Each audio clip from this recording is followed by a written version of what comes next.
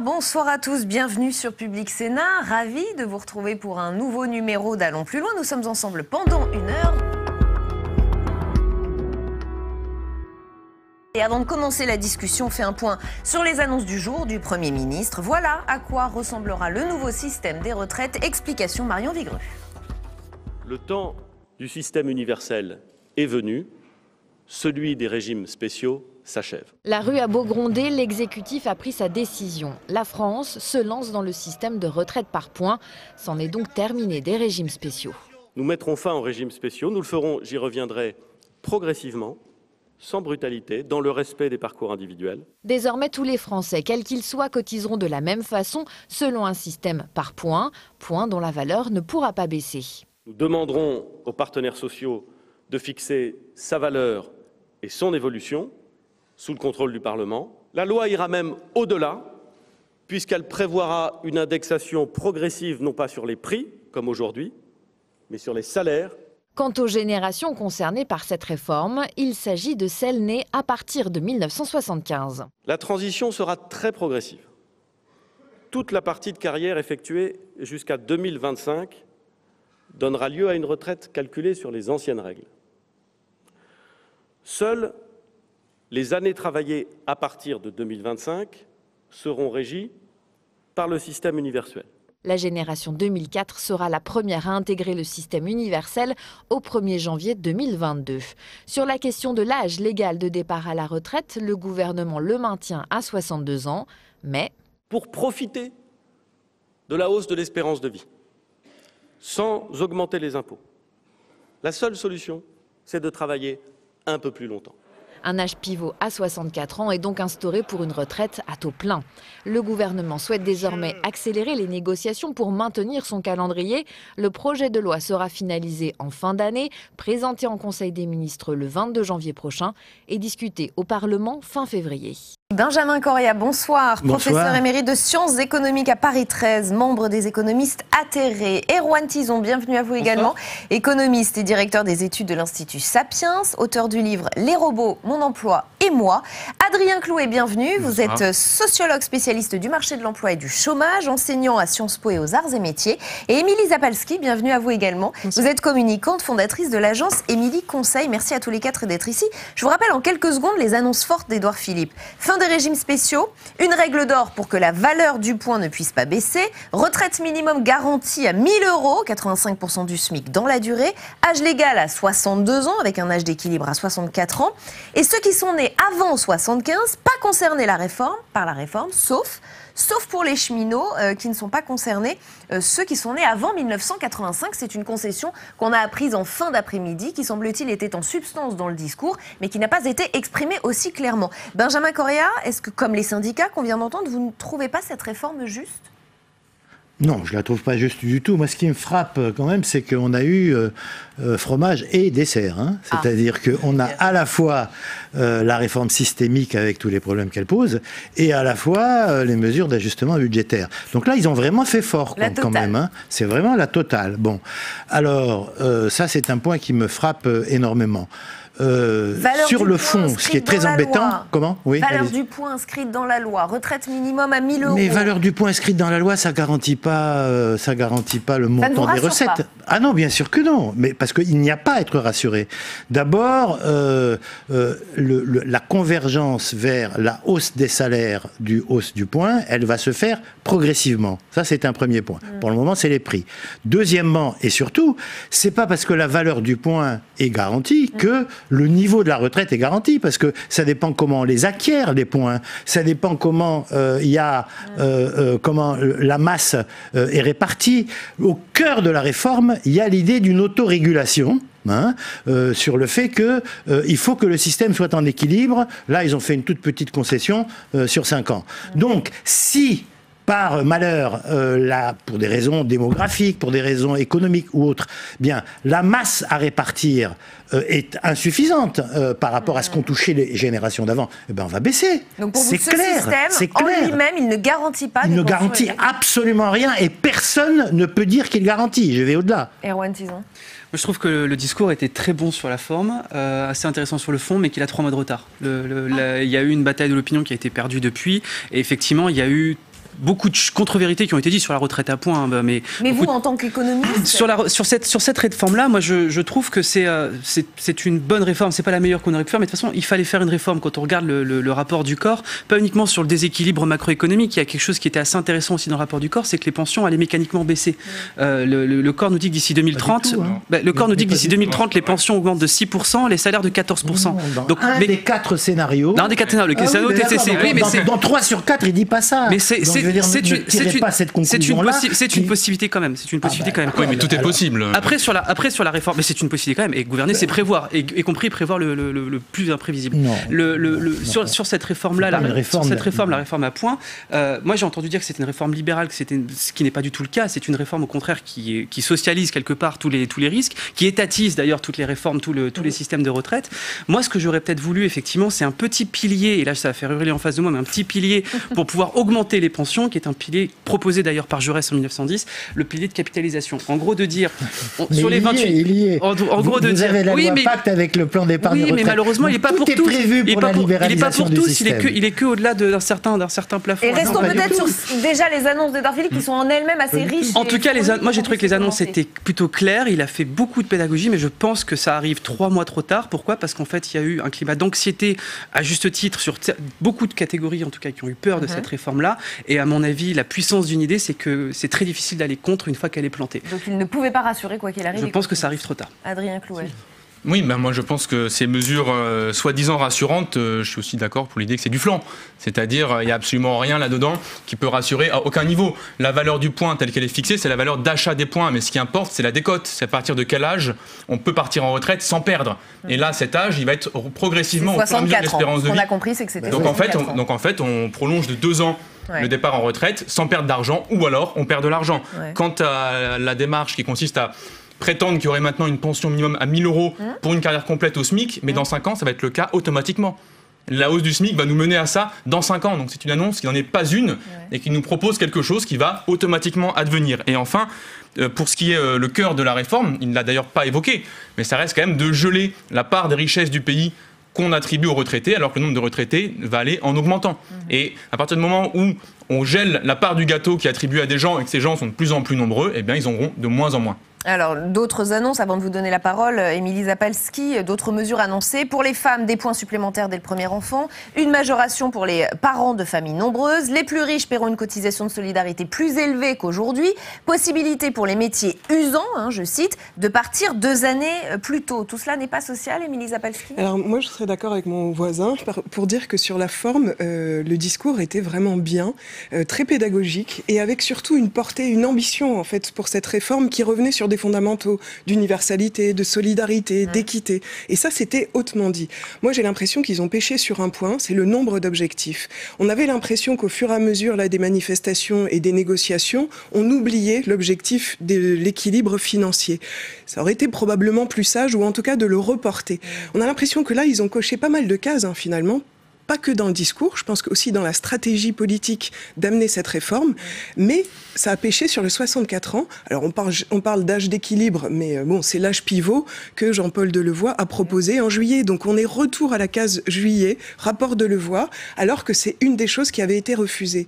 Après, il y a quand même des atouts. Donc, dans ce que je disais, ils ont réussi à faire passer, c'est des éléments de rhétorique. On passe des régimes spéciaux à des métiers dangereux, métiers usants. Mais déjà, on glisse, et c'est probablement la seule façon d'aller vers l'universalité. On a, ce que vous avez dit, la retraite à 1 000 € pour les femmes.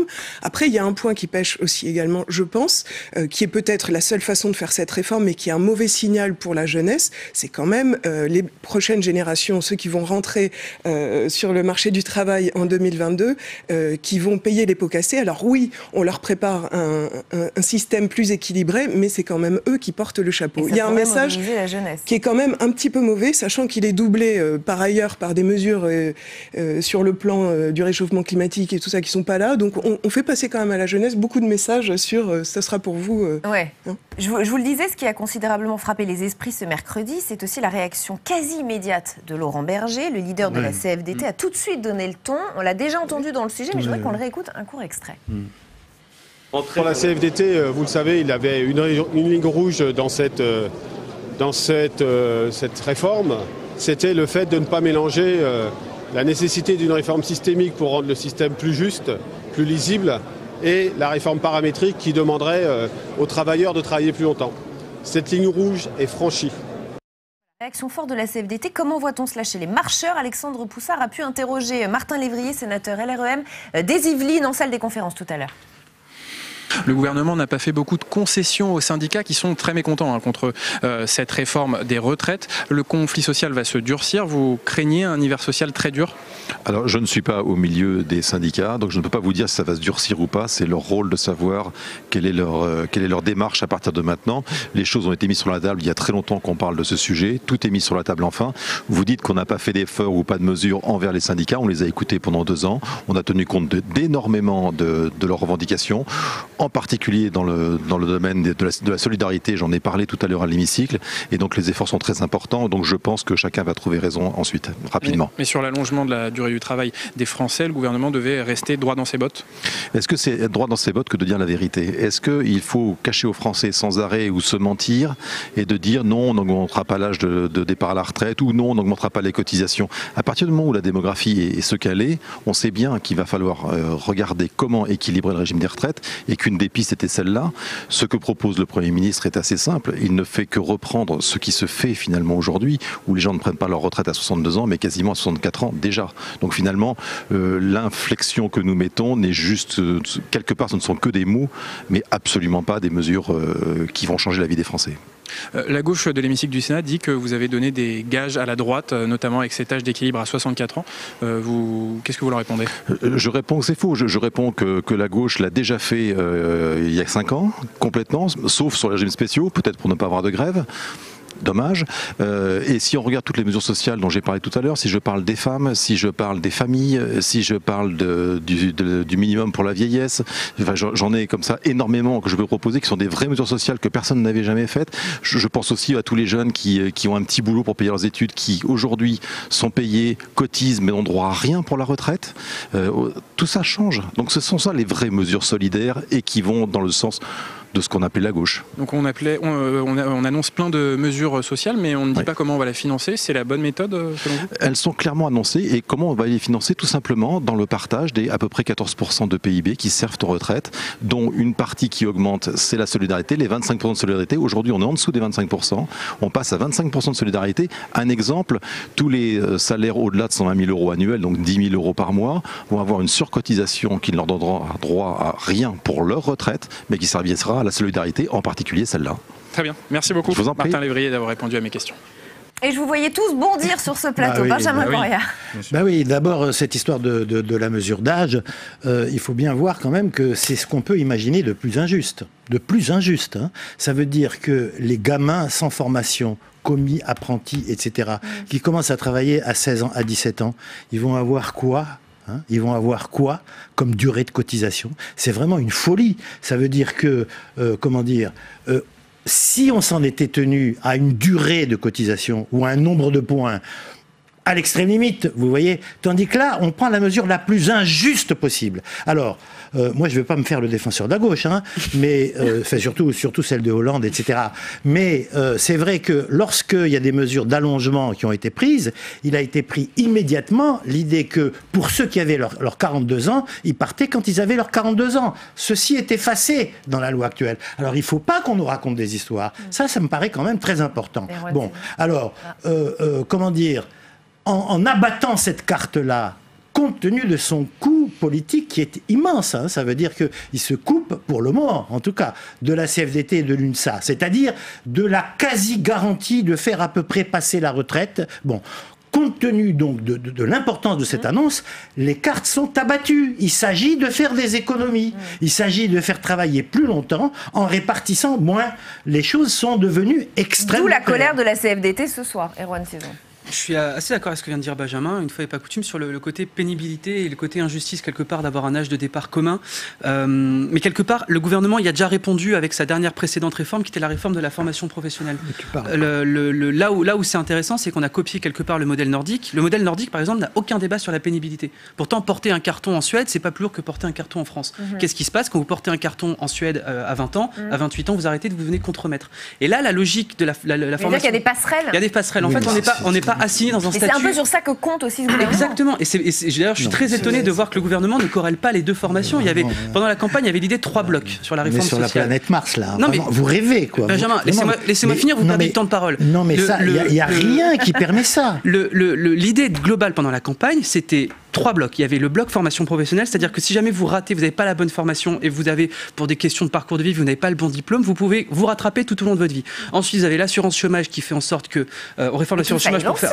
Oui, mais le problème, c'est qu'on a pu raconter l'histoire. On a perdu l'histoire en cours de chemin. L'histoire était vraiment très belle parmi ces trois. Ces réformes sont en cours, elles sont lancées. Sur le papier, c'était très beau. Et moi, je comprends pas pourquoi est-ce que du coup, je comprends pas pourquoi est-ce qu'on n'a pas raconté de nouveau cette histoire-là, de dire quelque part c'est quoi ces 3 réformes-là. Parce qu'elle était racontable, personne n'y croit. Mais si, l'histoire c'est quoi? C'est de dire chaque actif est libre de choisir son parcours professionnel. Vous pouvez choisir votre parcours, votre carrière et votre âge de départ. C'était ça l'idée générale. Et malheureusement, ça a été perdu en cours de route et on est tombé effectivement dans une réforme technique et budgétaire. Émilie Zapalski, on a tous été heurtés, frappés par la réaction de la CFDT qu'on attendait plutôt conciliante avec le gouvernement et qui ne l'est pas du tout finalement. Mais ce qui est très étrange, c'est que le gouvernement est passé d'un problème régimes spéciaux à un problème 64 ans âge pivot. Et là, c'est clairement le résultat, c'est la réaction de la CFDT et l'UNSA, alors que c'était un peu les alliés, on va dire, de la négociation, de l'État pour cette négociation. Là, ce qui va se passer, c'est l'opinion publique. Est-ce que l'opinion publique suit ou pas ce mouvement et soutient encore les grèves et les manifestations, puisqu'il y a déjà un rendez-vous fixé le 17 décembre et déjà demain pour les actions locales? Est-ce qu'on va suivre? Moi, j'ai l'impression que cet âge pivot, il risque de résonner dans les têtes des gens, alors qu'on commençait à accepter que l'universalité demanderait un peu d'effort à chacun, que les régimes spéciaux, c'était normal qu'ils rentrent dans le rang. Mais moi, ce qui m'inquiète aussi, c'est la question de la gouvernance. Vous avez parlé de la formation, et il y a aussi l'assurance chômage qui est dans ce cas. Et c'est quelque chose qui est en train de se passer dans le fond et qui peut être assez inquiétant. C'est-à-dire, expliquez-nous qu'est-ce En fait, c'est une reprise en main de l'État. Il a repris en main la formation professionnelle qui était pour partie aux régions, aux collectivités territoriales. L'assurance chômage, il a considéré que c'était une gouvernance paritaire, mais que les syndicats n'arrivaient pas à se mettre d'accord. Donc on leur a enlevé pareil. Et là, on en revient à la même chose à la retraite. Alors, pourquoi pas? Mais ça veut dire que ça dépend du gouvernement qui est en place. Et en effet, la valeur du point et tout ce qui va se négocier dans ces tables où normalement les syndicats devraient avoir un poids, s'ils sont mis dehors, ça ne dépendra que du gouvernement en place. Et ça, c'est très dangereux parce que c'est très aléatoire. Et donc, ça ne peut pas rassurer les gens en se disant quelle sera ma pension à tel moment. Ça dépendra. Est-ce que ce sera un gouvernement de gauche, de droite, ou ni gauche ni droite, comme dans ce cas-là.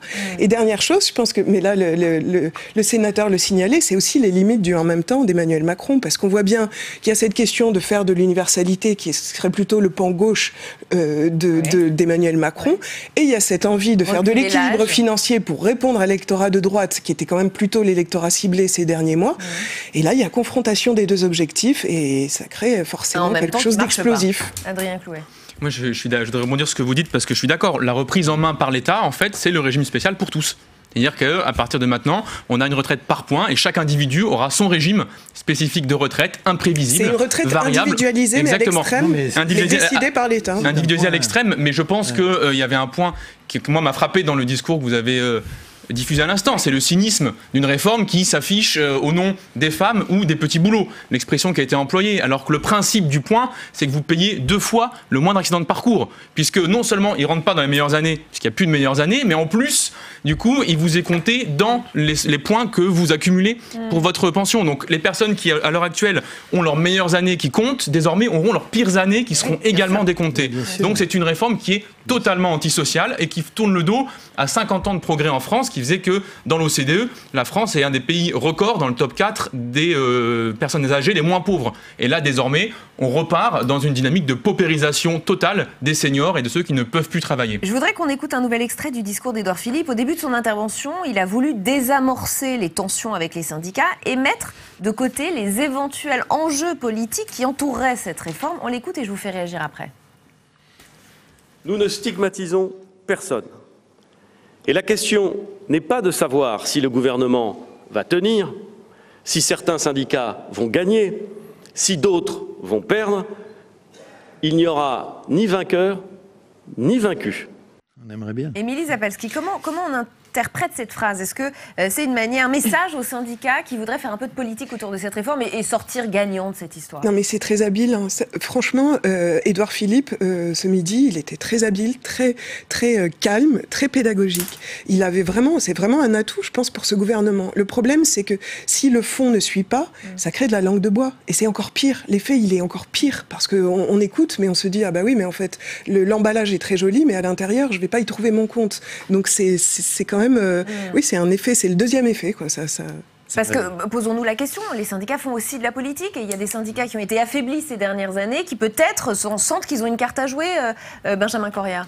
Non, mais certainement, dans le sens où depuis l'élection d'Emmanuel Macron, on a eu d'abord les mesures en faveur des riches et ensuite on a eu les mesures contre les pauvres, si j'ose dire. Hein. Alors ça va depuis l'abaissement des protections sur la loi travail, le massacre qui a été fait de l'assurance chômage. Et là, je vous rends des points.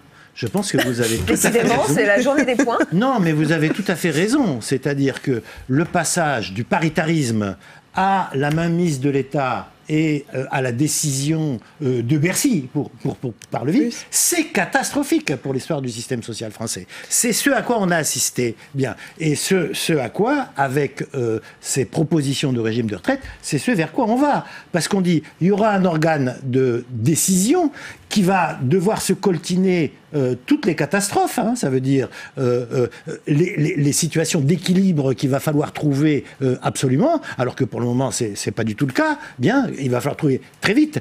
Sinon, c'est la voiture balai de Bercy qui va décider. Donc, je veux dire, dans cette situation, que les syndicats considèrent qu'au-delà de la simple lutte pour la réforme sur les retraites, il y ait un rapport de force à rétablir pour qu'on respecte un peu davantage les gens, davantage les salariés, oui, sans doute, il y a ça. Donc il se joue autre chose. Moi, j'étais dans les manifestations, bien entendu, j'étais dans les manifestations et j'ai bien senti que les gens étaient là, retrouver leur dignité. Il disait, on existe, il ne va pas nous marcher dessus comme ça. Ce qui se passe, c'est qu'il y a un phénomène aussi, alors les syndicats en profitent, parce qu'ils étaient hors jeu depuis pas mal de mois, rassembler 800 000 personnes dans la rue, c'était quand même infaisable, ça faisait plusieurs temps, presque années, qu'ils n'avaient pas réussi, donc forcément, ils ont envie de capitaliser là-dessus. Et ils prennent une revanche. Et ils vont pas lâcher le morceau aussi vite, et là, ils ont des arguments pour, mais il y a aussi un autre phénomène, c'est que les personnes dans la rue, c'est des personnes qui sont plus sur des valeurs sociales, comme vous l'avez dit, et qui ne trouvent pas d'alternative politique pour exprimer ça. Donc la seule expression,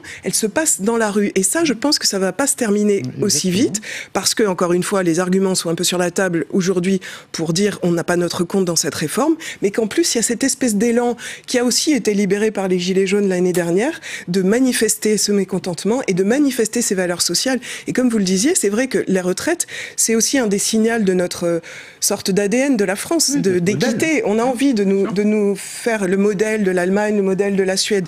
Mais non, on est français, on a choisi d'avoir une protection sociale très forte, d'avoir une assurance chômage. Ce sont des protections. Le régime des retraites, et d'ailleurs Édouard Philippe l'a rappelé, c'est des assurances, c'est une assurance.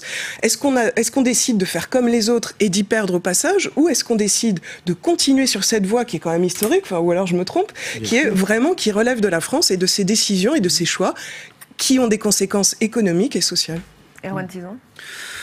Je pense que tout a été dit sur le côté syndical. Il y a effectivement une revanche qui a été prise, notamment par rapport à la réforme de la SNCF, quand on discute avec certains syndicalistes, qui a été très mal vécu de l'intérieur, le fait d'avoir été cette guerre éclair qui a été gagnée. Là, effectivement, ils reprennent un peu du poil de la bête. Ils sont totalement dans leur rôle. Alors après, est-ce qu'ils extrapolent un petit peu, est-ce qu'ils ont extrapolé un peu certaines situations? Ça, c'est autre chose à dire. Sur la réforme du système de retraite correspondante à l'ADN française, il faut aussi dire que l'ADN française se doit de muter avec les mutations technologiques. Il y a quelque chose qui a été... On est quand même face à une vague schumpeterienne sur le marché du travail, un peu incertaine, avec effectivement des emplois qui vont disparaître sous l'effet de la robotique. Et malheureusement, toute notre protection sociale aujourd'hui est assise sur le travail. Donc effectivement, si le travail se raréfie, on va avoir un problème de financement. C'est pour ça d'ailleurs que le gouvernement l'avait anticipé, en passant le financement de la sécurité sociale sur la CSG et plus sur les cotisations. Là, sur ce système de retraite-là, le pacte, effectivement, on ne voit pas trop effectivement la longueur la vision de long terme qui a été dit. On voit on a des grands discours, effectivement, on met fin aux régimes spéciaux, donc ça, c'est une petite phrase qu'on va garder pour 2022. On met de l'équité, de la justice et de la lisibilité, ça, c'est pour tout de suite. Mais on ne voit pas vraiment le cap qu'on veut nous offrir pour les 30, 40, 50 prochaines années. À 2 reprises, le Premier ministre a cité le Conseil national de la résistance en disant quelque part que si le CNR s'était réuni aujourd'hui en 2019, il aurait rédigé une réforme un peu connexe à celle-ci. Mais bien sûr que non. Non, mais c'est ce qu'il a dit. C'est ce qu'il a dit. C'est ce qu'il a dit. Je dis pas que c'est ce qu'il a dit. Laissez-moi terminer. C'est une légitimité là où il a. C'est ce qu'il a dit. Je dis juste ce qu'il a dit, Benjamin. Le problème, c'est que du coup, la donne a changé par rapport à ça. Effectivement, on n'a plus les mêmes donnes, on n'a plus la même démographie, on n'a plus la même espérance de vie, et heureusement d'ailleurs qu'à l'époque. Donc, ce qu'il aurait peut-être fallu, c'est effectivement repartir, recontextualiser un petit peu le monde qui vient pour essayer justement de dire il nous faut protection sociale adéquate. Et en tout cas, Édouard Philippe a semblé faire des gestes vers certaines catégories de population très précises. Il est resté un long moment sur le cas des femmes. Il a aussi évoqué celui des aides-soignants et bien sûr celui des enseignants. On l'écoute et je vous fais réagir après. Nous inscrirons dans la loi la garantie selon laquelle le niveau des retraites des enseignants sera comparable, sanctuarisé et comparable au niveau des retraites des fonctions ou des métiers équivalents dans la fonction publique. Compte tenu de leur démographie, près des 2/3 des aides-soignantes aujourd'hui en poste resteront dans leur régime actuel. Les femmes seront les grandes gagnantes du système universel. 80 000 femmes chaque année sont contraintes d'attendre 67 ans pour liquider leur retraite parce qu'elles n'ont pas assez de trimestres travaillés. Ces femmes pourront à terme toucher leur pension 2 à 3 ans plus tôt qu'aujourd'hui. Et là aussi, je vous vois bondir, Adrien Clouet. Oui, la question des femmes, on l'a évoqué tout à l'heure. Le principe même du point... Mais ces gestes-là vers certaines catégories de population. Ça montre qu'il y a beaucoup de catégories qui ne suivent pas. Et que le seul moyen pour essayer de faire passer cette réforme, c'est de découper la population en salami pour essayer de convaincre chacun individuellement qui pourrait peut-être y gagner à une réforme qui est illisible pour un montant de retraite qu'il ne connaît pas, dont il est uniquement, à peu près quasiment certain, qui conçoit dans ce pays, qu'il va baisser. Et ça s'inscrit dans la continuité du propos précédent où il disait il n'y a ni vainqueur ni vaincu. Mais il est évident que les personnes qui vont voir leur retraite divisée par 2 ou au moins baisser de 30%... Il garantit aux enseignants que non. Non, mais personne ne le croit. Mais personne ne le croit. Vous ne le croyez pas, on est les Français peut-être. Non, mais personne ne le croit parce que la seule déclaration qu'il a faite étant de dire. C'est ça. Oui, et en plus on l'est, donc on a fait une simulation, donc tous les deux on sait qu'on va y perdre. Il y a déjà des outils de simulation. On est directement concernés. Forcément, puisqu'on est une retraite par points, donc les années en fait les moins bien rémunérées de notre carrière seront reportées sur la fin, donc on va y perdre.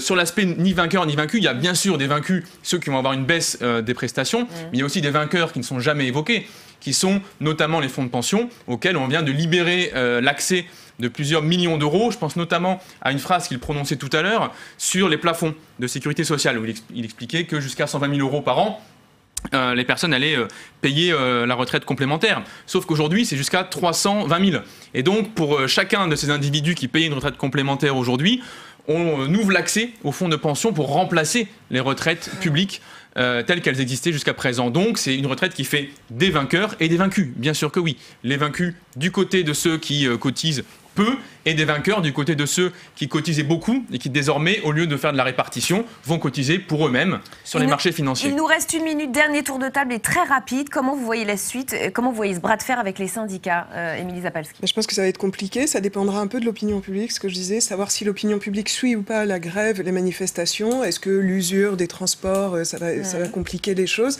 Et après, il y a une bataille, et on le voit bien, de la communication, c'est-à-dire de convaincre que les mesures, parce que les outils de simulation sont déjà en œuvre, est-ce que le gouvernement sera assez rapide pour mettre ça en œuvre ou convaincre sur le plan pédagogique que c'est les bonnes mesures? Vous avez pris des secondes aux autres. Rapidement, Benjamin Correa, 3 secondes. Rapidement, je pense que ce gouvernement a pris tous les risques en associant la mesure d'âge 64 ans à la réforme paramétrique et qu'il va devoir faire preuve de beaucoup de pédagogie pour arriver à faire avaler le poisson. Et personnellement, je pense qu'il n'y arrivera pas. À mon avis, ils ont le discours qui est arrivé là, comme je dis avant, était le discours qu'il fallait faire, mais il est arrivé 3 mois avant et j'ai peur que la bataille de l'opinion, malheureusement, ait déjà été perdue parce que les gens ont l'impression que cette retraite va forcément leur faire perdre. Et en un mot, Adrien Clouet, parce que c'est fini. Je pense que la question du risque de tomber dans la misère n'est pas une question pédagogique, mais une question d'argent à la fin du mois. Et là-dessus, il n'y a absolument aucune réponse. Et on s'arrêtera là. Merci infiniment à tous les 4 d'avoir participé à cette deuxième partie du débat d'ALPL. C'est presque une habitude. 8e jour de galère pour ces usagers des transports parisiens.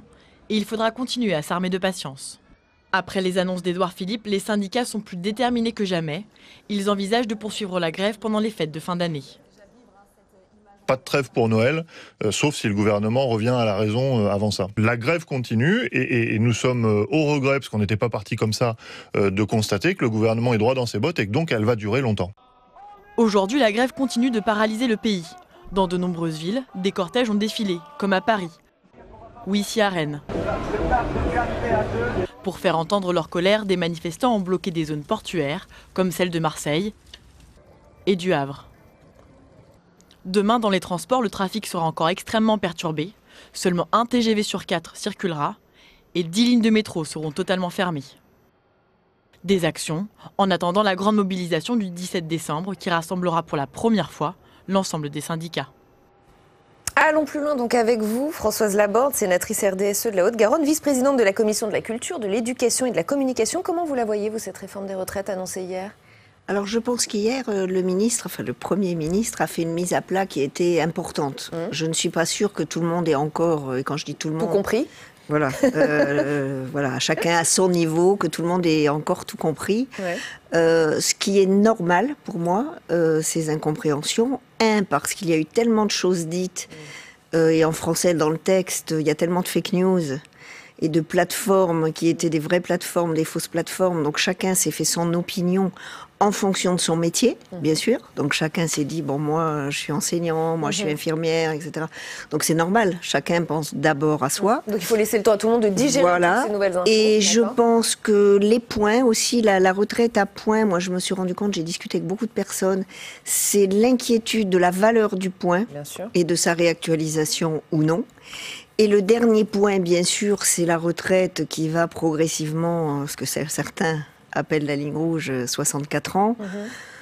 Bon, moi, je ne suis pas aussi tranchée que ça, parce que si on commence un peu tard, on peut très bien aller jusqu'à 64 ans si on est en forme. Si on n'est pas très en forme, on doit pouvoir s'arrêter avant. Mais c'est d'ailleurs, je crois qu'on a reparlé, heureusement, des difficultés des métiers comme infirmière, etc. Ça donnera des points supplémentaires, les gens qui travaillent de nuit. Donc, je pense qu'il n'y a pas encore assez de clarté pour que les gens se disent, bon, bah, c'est bien, il a bien parlé, on le suit. Mais du coup, il a bien parlé, mais pas encore assez pour qu'on le suive. Mais vous comprenez la mobilisation, la surmobilisation des syndicats au lendemain de ces annonces et même dès les minutes qui suivaient ces annonces ? Alors, je pense que certains s'étaient mis comme on nous dit, la ligne rouge, et je crois que ça les a fait disjoncter, à tort ou à raison. L'avenir nous le dira, parce que je ne sais pas. Enfin, on a parlé de ceux qui sont nés avant 75, après 75, après on a parlé d'un étalement à partir des gens qui sont nés en 63. Enfin, c'est quand même compliqué. Et ce qui inquiète les gens, je ne crois pas que ce soit le fait de se dire je dois travailler ou je peux travailler jusqu'à 64 ans. C'est la décote. Parce que ceux qui sont en forme et qui veulent travailler jusqu'à 64 ans et qui ont une surcote, je veux dire, c'est parfait. C'est toujours celui qui risque de perdre qui se met en marche. Et c'est normal. Et c'était sans jeu de mots. Et on va continuer d'en parler avec nos chroniqueurs. Françoise Laborde, c'est l'heure du club d'Allons plus loin.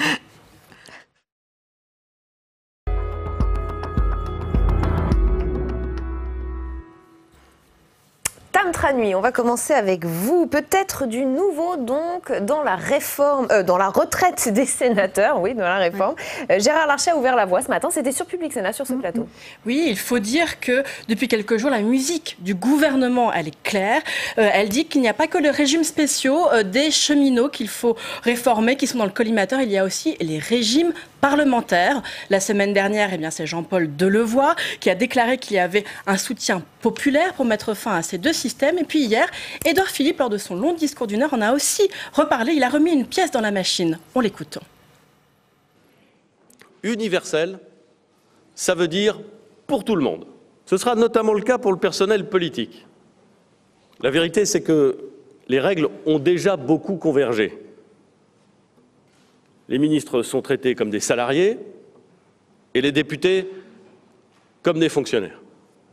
Dans le système universel, les élus, les ministres seront traités exactement comme tous les Français, c'est normal, Si vous voulez mon sentiment, c'est très bien ainsi. On va faire un petit peu d'analyse de texte, puisque notez bien que dans sa phrase, on ne l'a pas coupé, Édouard Philippe a expliqué que les ministres et les députés ont fait des efforts pour converger vers le régime général. Il s'est bien gardé de parler du Sénat, il ne l'a pas mentionné, une omission éloquente qui s'inscrit dans le contexte tendu des relations entre la majorité présidentielle et le Sénat. Par exemple, la semaine dernière, il y a aussi eu le questeur à l'Assemblée, le député Florent Bachelier, qui a joué les porte-flingues, pour reprendre l'expression utilisée par le Canard enchaîné, dans lequel il a dénoncé le régime des sénateurs, je le cite, le plus rentable de France. Alors, qu'est-ce que lui a répondu Gérard Larcher ici ce matin? Eh bien, il a répondu tout simplement qu'il lance un groupe de travail au Sénat et l'objectif, c'est bien de réformer le système de retraite des sénateurs. On l'écoute.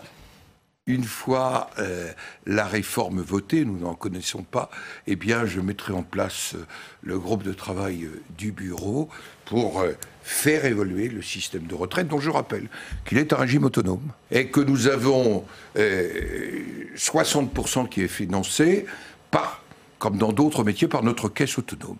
Il n'empêche que je pense que nous ne pourrions pas ne pas envisager de passer à une retraite à points pour le Sénat. Gérard Larcher va donc faire évoluer le système pour passer à une retraite à points. Il a expliqué ce matin que c'était à l'ordre du jour de la réunion qui s'est tenue aujourd'hui dans le cadre du bureau du Sénat. Certains sénateurs ce matin nous ont dit que le communiqué du bureau serait détaillé. Bon, finalement, il n'y a eu que 2 paragraphes, dont ce rappel, je cite le communiqué du bureau, « Le régime de retraite des sénateurs est un régime autonome qui ne reçoit aucune subvention spécifique, qui applique les mêmes paramètres que ceux applicables au régime général et qui repose sur un régime de base par annuité et un régime complémentaire par points. » Bon, sur les détails et les chiffres, on est quand même resté sur notre faim. Bon, très peu de détails dans ce communiqué, on l'a compris. Alors, que sait-on du système de retraite des sénateurs aujourd'hui? Il y a quand même un certain nombre de données publiques et puis de données qu'a donné Gérard Larcher ce matin. Tout d'abord, il faut savoir que les 2/3 du montant des retraites des sénateurs viennent de cette fameuse caisse autonome constituée par le Sénat. C'est un bas de laine qui représente 1,4 milliard d'euros. Ce 1,4 milliard d'euros se répartit de la façon suivante. 627 millions d'euros pour les retraites des sénateurs et 777 millions d'euros pour le personnel du Sénat.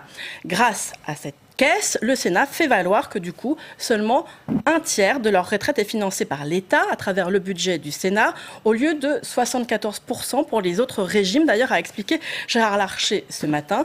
Cette part de l'État, elle s'élève à 9,4 millions d'euros par an pour les sénateurs. Bravo, Tam. Mais sachez que c'est moins que les députés, pour qui cette part de l'État, c'est 64 millions d'euros par an. Il faut aussi bien expliquer que les députés, ils n'ont plus la caisse autonome, et ça depuis une quinzaine d'années. Alors, du coup, combien touche un sénateur à la retraite? Eh bien là, on a un chiffre public. Sur la moyenne de la retraite des sénateurs, c'est 3 856 € net par mois. D'accord. Mais il faut savoir aussi qu'au bout d'un mandat de seulement 6 ans, un sénateur a droit à 2 190 € net de retraite. Donc une retraite importante. Le système, néanmoins, il faut savoir qu'il a été réformé, puisque Édouard Philippe ne l'a pas dit, mais quand même il y a eu des réformes. En 2004, en 2010, les sénateurs, ils ont remonté l'âge de départ à la retraite, la durée de cotisation, le montant de la cotisation. Ils ont mis fin à un système de double cotisation qui était très avantageux et qui permettait de partir avec une retraite à taux plein au bout de 22 années et demie de mandat. Bon, mais le système, il reste effectivement, on l'a vu, intéressant, avantageux. Notez cependant que seuls les sénateurs peuvent décider de changer leur système de retraite, car au nom de la séparation des pouvoirs, l'exécutif n'a pas le droit de mettre son nez dans le fonctionnement du Sénat et donc d'imposer un nouveau régime de retraite par la loi. Est-ce que vous pensez, Françoise Laborde, qu'il faut que le Sénat réforme son système dans le contexte actuel? C'est devenu quand même important. Alors, moi, j'ai appris beaucoup de choses grâce justement à toute cette discussion. J'ai écouté le président Larcher ce matin. Je vois que vous avez fait quelque chose de parfait. Je pense qu'on est obligé, bien sûr. L'Assemblée avait fait le choix de ne plus avoir de caisse autonome, oui, comme vous le dites, il y a à peu près 15 ans. Je pense que c'était leur choix. Peut-être que certains jours, ils le regrettent. Mais voilà, je ne sais pas. Nous, et c'est vrai, bon, comme vous disiez, j'ai remarqué que le Premier ministre était assez vague sur les sénateurs. Il n'a pas cité une fois les sénateurs. Voilà, j'avais écouté avec attention, justement, parce que quand il a parlé de caisse autonome, il a parlé des médecins, des avocats, etc. Il ne nous a pas cités. C'est un passage très politique. C'était très, très politique, affleuré, moucheté. Mais je pense, en effet, que nous ne pouvons pas être en dehors du temps. En plus, il y a quand même, comme chez les députés, on n'est pas sénateur à vie. Je ne dis pas qu'avant on l'était, mais bon, quand même, quand on y était, on restait longtemps. Il y a au bout de 6 ans, c'était 9 ans. Enfin, il y a eu quand même une vraie évolution du statut. Parce que je mets exprès le mot statut des sénateurs qui sont élus, qui sont avec un peu plus de turnover. Donc je pense qu'on ne peut pas rester sur cette ancienne façon de faire. Donc je pense, moi je crois en l'honnêteté du président Larcher. À chaque fois qu'il a dit qu'il y aurait des modifications, elles ont eu lieu. Là c'est vrai qu'il s'est fait plaisir en disant attendons la loi et nous l'appliqueront. Pourquoi ? C'est-à-dire il met au défi le gouvernement de faire appliquer cette loi ?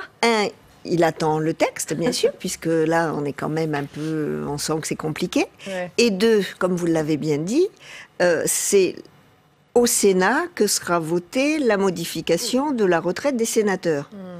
Donc, on va peut-être pas y aller avant de savoir, peut-être que nous aussi, puisqu'on a eu la retraite à 62, quand c'est passé à 62... elle passera à 64. Enfin, je veux dire, il y a des tas de choses qui me paraissent normales. Est-ce que vous pensez vous comprenez que certains Français estiment que les parlementaires soient aujourd'hui très privilégiés ? Oui, je l'entends. Vous pensez que c'est justifié ? Alors, je ne pense pas que ce soit tout à fait justifié. De temps en temps, j'ai envie de leur dire « vis ma vie ». Vous voyez, je suis arrivée mercredi dernier, j'espère repartir ce soir. Je me suis fait quelques nuits. J'ai passé... Enfin, voilà. Je veux dire, à un moment, certains... Je le dis vraiment avec beaucoup de gentillesse et de pragmatisme. Moi, j'ai beaucoup d'élus sur mon département qui me disent « Vous nous tenez au courant de ce que vous faites, c'est bien, vous nous écrivez, vous venez nous voir, on voit que vous bossez. » C'est bien, je suis contente qu'ils le reconnaissent.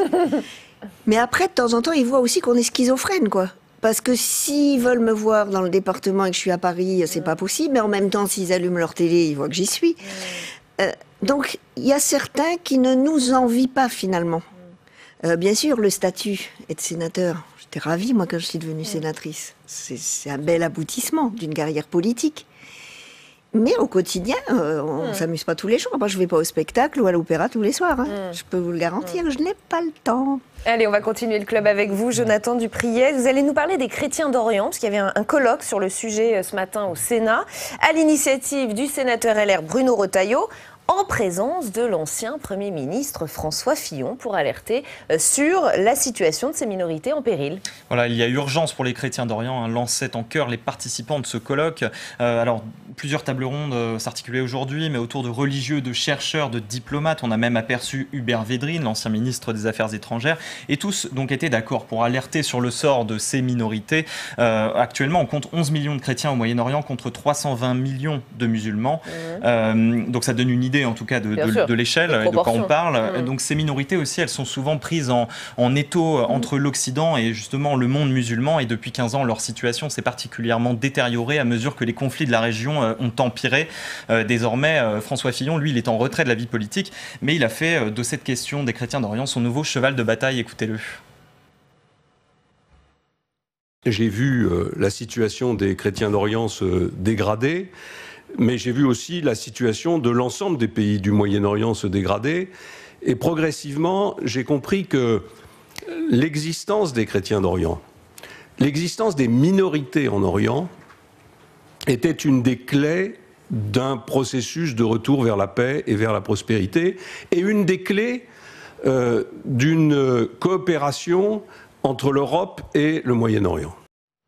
Donc principalement touchés, ce sont vraiment les communautés irakiennes et syriennes. L'Irak, pour vous donner un simple exemple, comptait 1,5 million de chrétiens avant la chute de Saddam Hussein en 2003. Aujourd'hui, il ne serait guère plus de 250 000. Et en Syrie, c'est à peu près le même ordre d'idées. Et tous ont dû massivement fuir. En tout cas, l'État islamique ont été très durement persécutés à cette période.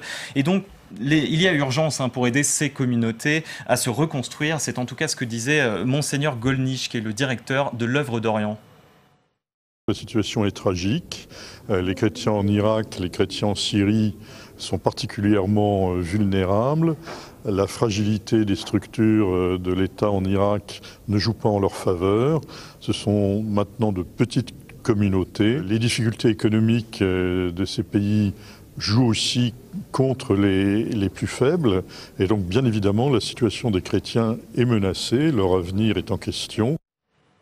Et alors, vous le disiez, Jonathan, quelques politiques étaient au colloque ce matin. Les chrétiens d'Orient, il faut le dire, hein, c'est un sujet très politique et peut-être surtout à droite. Alors, c'est très politique à droite, mais pas que. Hein. Le sujet avait suscité tant d'émotions qu'il avait aussi suscité énormément de récupération politique. Hein.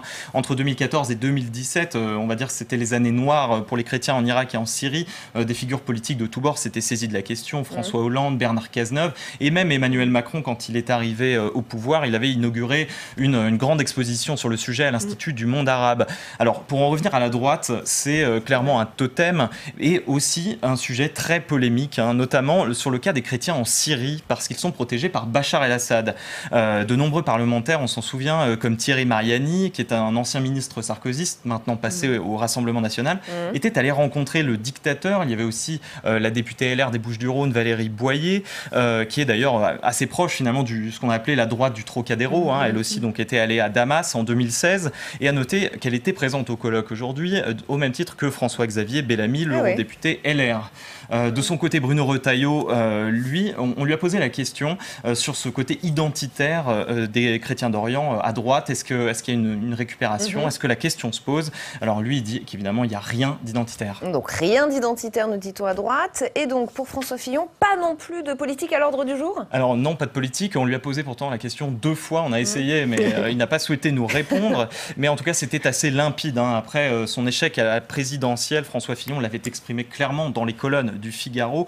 Il disait « Je reconstruis ma vie autrement, mais je reste en alerte devant les grands défis du monde ». Ce que nous confirme d'ailleurs l'un des fidèles parmi les fidèles, Bruno Retailleau, qui était au micro de Fabien Recker tout à l'heure. Il y a des hommes politiques qui ne se résolvent jamais à tourner la page.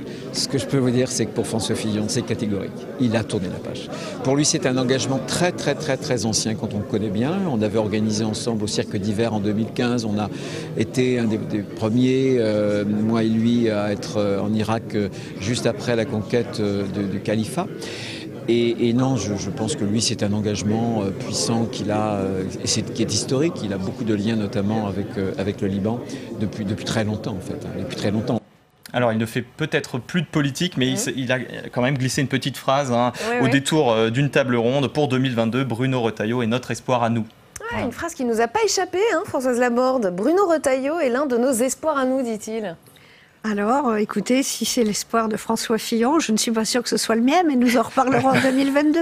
Bon, c'était un peu d'humour parce que j'aime bien Bruno, mais ce n'est pas ma famille. Bien sûr. Et François Fillon non plus, d'ailleurs. Donc moi, je suis ravie que François Fillon travaille sur ce sujet, parce que c'est vrai que c'est quelque chose qu'il porte depuis longtemps. Au Sénat, il y a un groupe d'études, ce qu'on appelle le groupe de liaison, qui dépend aussi un peu avec le Quai d'Orsay, comme donc vous le citiez. Il compte 130 membres, voilà, comme vous le citiez, à l'Assemblée, il y a un groupe aussi. C'est vrai qu'au Sénat, le groupe a travaillé aussi sur les Kurdes, sur un certain nombre donc, de minorités qui n'étaient pas que les chrétiens d'Orient. Bon, moi, je pense que c'est important d'avoir fait venir aujourd'hui des chercheurs, des religieux. Moi, j'ai un petit coup de cœur pour Madame McAleese, qui est l'ancienne présidente d'Irlande, que j'ai vue hier soir et j'ai partagé du temps avec elle, justement.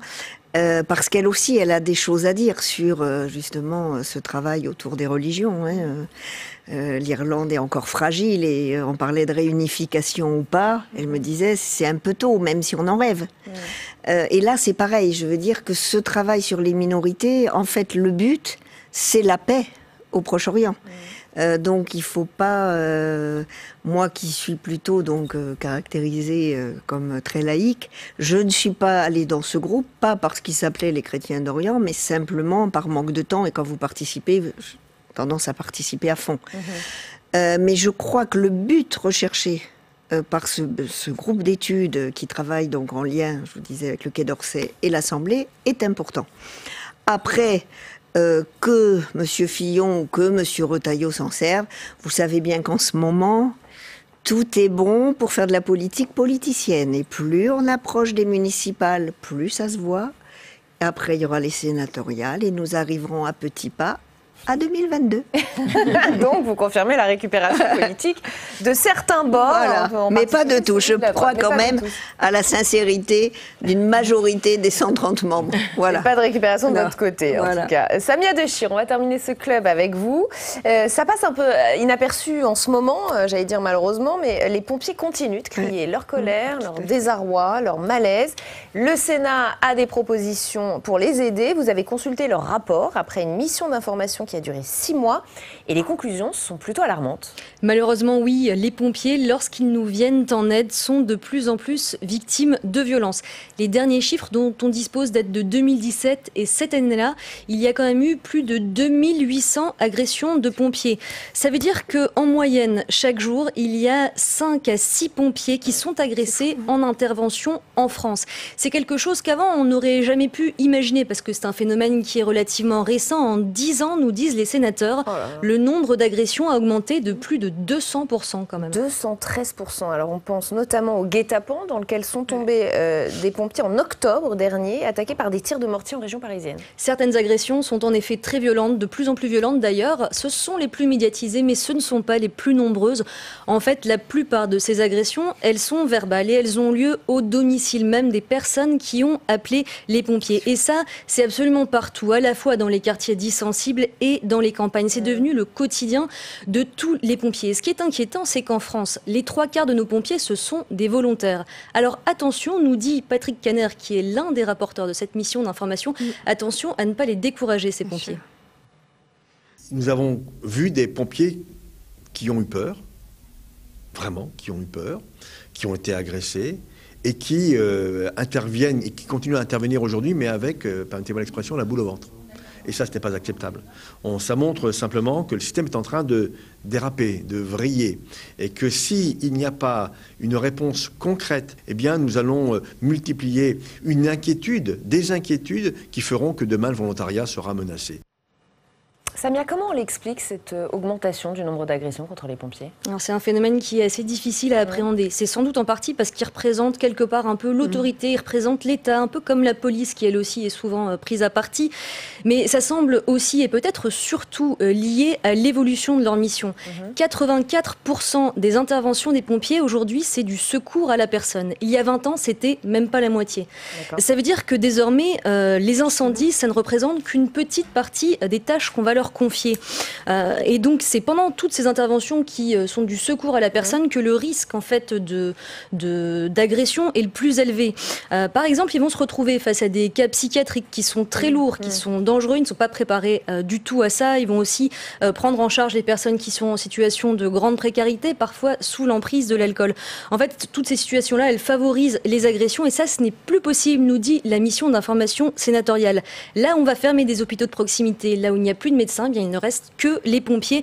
Ce sont le dernier service public de santé de proximité, sauf qu'ils ne peuvent pas tout assumer. Et du coup, on l'imagine bien, cette mission d'information a formulé des propositions pour réduire ce risque de violence. Oui, 18 en tout. C'est un petit clin d'œil au fameux numéro des pompiers. Oui. C'est joli. Alors, je ne vais pas toutes vous les citer, parce qu'il y en a 18. Il y a bien sûr une campagne de sensibilisation audiovisuelle. Les sénateurs, ils voudraient aussi davantage de moyens pour les pompiers, pour les former, pour mieux les équiper face à ces agressions, avec des gilets pare-lames, par exemple. Mais surtout, ce qu'ils demandent, les sénateurs, c'est une répartition plus claire des compétences entre le SAMU et les pompiers, parce qu'aujourd'hui, ça n'est pas clair pour tout le monde.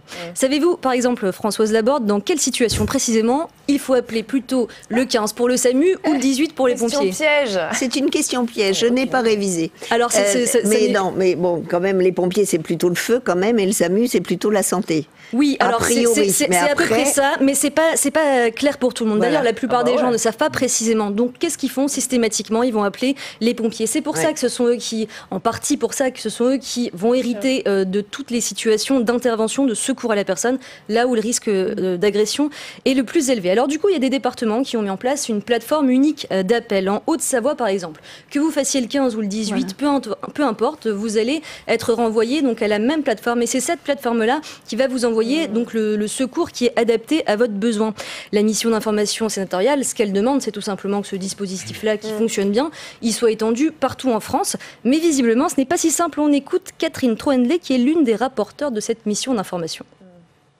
Il faut à un moment donné que le ministère de la Santé et le ministère de l'Intérieur s'assoient autour d'une table, clarifient ses compétences, clarifient les responsabilités des uns et des autres et clarifient aussi les budgets qui doivent être attribués aux uns et aux autres en fonction des missions qui sont assumées. Et comme cela fait des années que nous dénonçons cette difficulté d'interconnexion, si vous voulez, entre le ministère de l'Intérieur et le ministère de la Santé, j'en appelle au Premier ministre. C'est au Premier ministre de lancer cet arbitrage, de mettre tout le monde autour d'une table et de trouver une solution. Ah ouais. Françoise Laborde, chez vous en Haute-Garonne, je crois qu'il n'y a pas cette fameuse plateforme commune d'appel pour les pompiers et le SAMU. Ça n'a pourtant pas l'air si compliqué. Alors pourquoi, dans la plupart des cas, on n'y arrive pas ? Alors, je ne sais pas, parce que je ne me suis pas posé la question du pourquoi on n'y arrivait pas. J'ai découvert le travail fait par cette mission, parce que je l'ai suivi un peu, parce que, bon, bien sûr... Oui, vous en avez d'autres. Voilà. Mais non, mais c'est surtout que j'étais, moi, d'abord très étonnée, en fait, du point de départ, qui était le nombre d'agressions. Et c'est vrai que ça nous oblige à regarder chacun chez soi, comme on dit, comment ça se fait, etc. Donc vous avez donné la réponse qui est à cause, et ça paraît incroyable, du secours à la personne, parce que moi je pensais quand même que quand on est secouru, mais vous avez bien expliqué que le secours n'est pas toujours accepté de façon... identique par quelqu'un qui fait une crise cardiaque, par quelqu'un qui est psychiatriquement un petit peu dérangé, on va dire ça comme ça. Donc c'est sûr que ça pose un vrai problème. La plateforme devrait pouvoir se mettre en forme, en place, ça me paraît logique, mais bon, comme l'a expliqué notre collègue Troendlé, peut-être qu'il y a des problèmes de finances, vous savez, si on vous oriente mal, contre qui allons-nous nous retourner ? Je crois que c'est déjà arrivé sur un autre sujet il n'y a pas si longtemps où la personne n'avait pas été secourue à temps parce qu'on l'avait mal dirigée. Donc il est normal aussi que chacun à son niveau, excusez-moi l'expression, ouvre le parapluie. Ensuite, il y a quand même des sapeurs-pompiers, bon, évidemment, qui sont des réguliers, et puis il y a les sapeurs-pompiers volontaires. Ils n'ont pas le même statut, ils n'ont pas les mêmes référents. Peut-être, il y a aussi un problème de référent. Donc je pense qu'en effet, d'avoir mis en exergue ça, c'est important. D'essayer d'y trouver des solutions. Bon, moi, je trouve que tout ce qui est pratique est bien. Les gilets, les caméras, le référent. Que le préfet soit globalement le référent, c'est important. Et après, la plateforme, si elle marche quelque part, je trouve dommage de ne pas... Alors, elle sera bientôt chez vous. Et ben voilà. Je vais appeler bientôt mon président du conseil départemental. Voilà. Sénat en clair consacré ce soir au rôle de l'OTAN et à la place de la France dans l'Alliance Atlantique. C'était l'objet d'un débat au Sénat ce matin. Il faut dire que la question se pose encore plus sérieusement depuis les propos assez tranchants d'Emmanuel Macron. Je vous les rappelle, mort cérébrale. Le diagnostic du chef de l'État est-il le bon ? On ouvre le débat dans un instant avec nos invités. D'abord, le contexte avec Samia Dechir. Début octobre, Donald Trump annonce un retrait des troupes américaines en Syrie. Sans les Américains, la France ne peut pas rester. Paris lâche à regret ses alliés kurdes. Seuls face à la Turquie, ils subissent quelques jours plus tard une offensive lancée par Ankara. Ni les États-Unis ni la Turquie n'ont consulté leurs partenaires de l'OTAN. Amer, Emmanuel Macron questionne publiquement l'intérêt de l'Alliance Atlantique dans le magazine The Economist. Ce qu'on est en train de vivre, c'est pour moi la mort cérébrale de l'OTAN. Regardons les choses en face, vous avez des partenaires qui sont ensemble dans une même région du globe et vous n'avez aucune coordination de la décision stratégique des États-Unis d'Amérique avec les partenaires de l'OTAN. Des propos chocs peu appréciés par Donald Trump. Un mois plus tard, le sommet des 70 ans de l'OTAN s'ouvre à Londres dans un contexte tendu. C'est une déclaration très difficile, c'est très insultant pour les 28 pays. Au-delà du retrait unilatéral des Américains en Syrie, Emmanuel Macron reproche à Donald Trump son discours sur le financement de l'OTAN. Le président américain exhorte ses partenaires à contribuer davantage au budget de l'organisation. Une vision budgétaire, militaire, mais pas politique. Et c'est ce qui manque à l'OTAN pour le président français. Malgré le froid suscité par ses propos, il persiste à l'ouverture du sommet de Londres. Je les assume totalement. Et d'ailleurs, ils ont permis de soulever des débats qui étaient indispensables. On les voit poindre. Comment bâtir une paix durable en Europe ? Et donc, nous avons besoin de clarifier beaucoup de sujets. Après 2 jours de sommet, en plein questionnement sur le sens même de l'existence de l'Alliance Atlantique, ces 28 membres se sont mis d'accord sur une déclaration commune. Un texte qui identifie les menaces, le terrorisme, les actions agressives de la Russie et pour la première fois le défi de la montée en puissance de la Chine. La force de l'OTAN réside dans le fait que nous avons toujours été capables de surmonter nos divergences et de nous unir autour de notre tâche principale, de nous protéger et de nous défendre mutuellement. Et c'est exactement ce que nous avons fait aujourd'hui.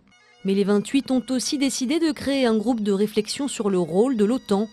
Signe que 70 ans après sa création, l'organisation ne peut pas échapper au questionnement sur l'adaptation de ses missions au contexte post-guerre froide.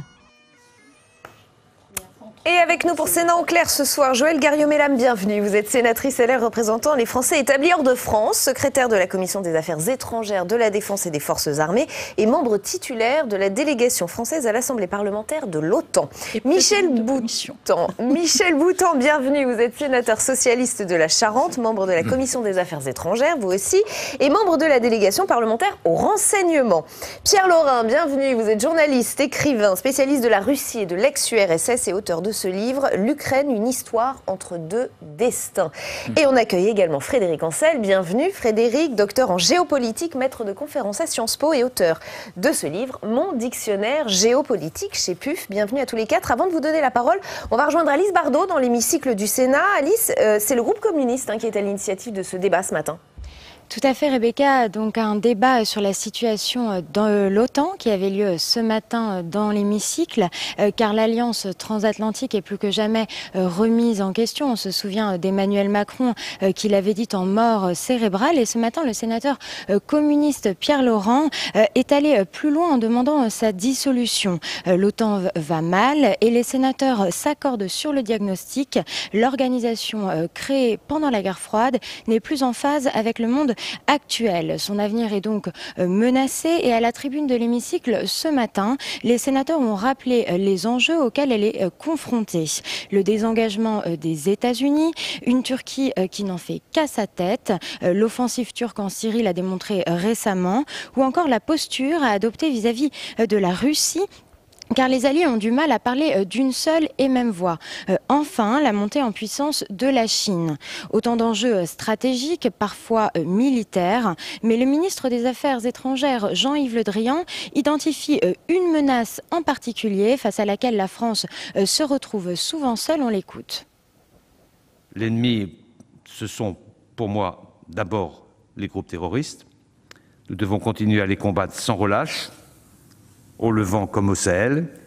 Et pour cela, il est urgent que nos alliés s'impliquent davantage. Cela ne signifie pas que l'OTAN, en tant qu'organisation, prenne des initiatives, mais que les alliés qui la composent savent bien que l'enjeu de sécurité est là. L'inquiétude quant à l'avenir de l'OTAN est partagée par tous, mais tous ne proposent pas les mêmes solutions. On écoute celle du socialiste André Valigny. Ce contexte instable et dangereux est en réalité une chance. Il est une chance pour les Européens s'ils savent saisir cette occasion, cette opportunité, pour faire avancer l'idée d'une défense européenne par les Européens. À gauche, on prône donc une défense européenne comme alternative à l'OTAN. À droite de l'hémicycle, on envisage plutôt une complémentarité entre les deux. Reste la position du gouvernement, un savant mélange des deux, puisque Jean-Yves Le Drian a parlé, je cite, d'une européanisation de l'OTAN. En même temps, donc, merci beaucoup Alice. Ça en fait des sujets abordés sur ce plateau. Frédéric Ancel, les communistes qui veulent carrément la dissolution de l'OTAN, c'est exagéré ou il y a quand même des questions autour de l'OTAN, alors peut-être pas en mort cérébrale, mais pas en forme. Bon, c'est communiste. Hein. Depuis la création de l'OTAN à la fin des années 40, les communistes, par définition, demandent sa dissolution, puisqu'à l'époque, ils obéissaient très fidèlement à Moscou. Bon, alors ils sont restés extraordinairement anti-atlantistes. Alors pourquoi pas, mais en échange de quoi?